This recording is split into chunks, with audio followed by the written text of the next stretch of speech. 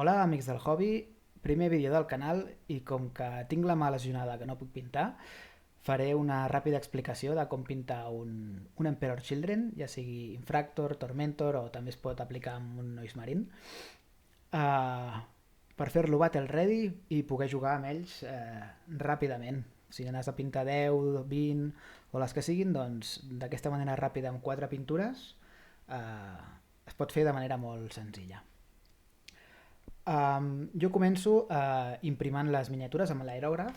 Faig servir aquesta imprimació negra de Vallejo. Un cop sec li aplico pels colors roses. Jo normalment faig servir 3 peces de l'armadura o peu, vaig alternant una mica, canviant a cada miniatura perquè siguin tots una mica diferents, igual que aquí a darrere.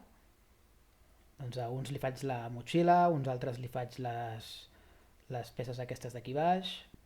He vist alguns canals que fan servir l'Screamer Pink, després pugen amb Pink Horror fins a arribar a l'Emperor Children.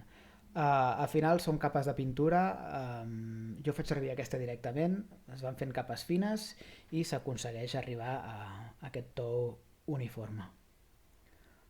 D'acord, un cop tenim les parts roses de l'armadura, el que faig és pintar totes les filigranes de l'armadura, com aquí, les vores de l'armadura, totes les parts platejades, diguéssim, amb el Vercher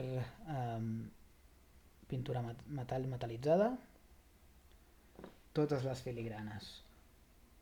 Un cop acabat també faig servir el Retributor Armor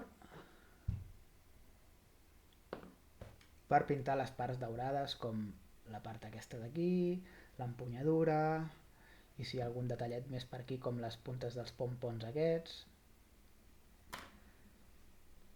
Totes les parts daurades. Ja tenim els 3 colors bàsics, lila, platejat i daurat.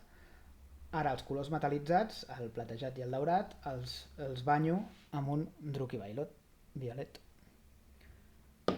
És un color molt fort, el que podeu fer si voleu és diluir-lo una mica en aigua mateix o en algun mèdium perquè us no quedi tan fort, i llavors pintar totes les parts metal·litzades per donar-los aquest to violeta. Amb això ja tindríem gairebé la miniatura acabada, simplement faltarien els detalls com els ulls, el pompon aquest del cap i els de darrere, que de fet és pintar-los de blanc, i un cop el blanc estigui sec fer-li un color del que vulgueu, potser li podeu pintar verd directament. Jo faig servir aquest, que a sobre del blanc doncs queda d'aquesta manera una mica fluor i molt canton, que en aquesta gent ja els hi va bé. Així ja tenim la miniatura battle ready, molt ràpida, llesta per jugar, i en un proper vídeo doncs ja us ensenyaré com fer-li un nivell més de detall per tal que quedi més vistosa. És simplement afegir-li detalls, algunes llums, i ja quedaria diferent a la battle ready. Com podeu veure, doncs ja us ho explicarem. Espero que us hagi agradat, que sigui fàcil, i ens veiem al proper vídeo. Adeu!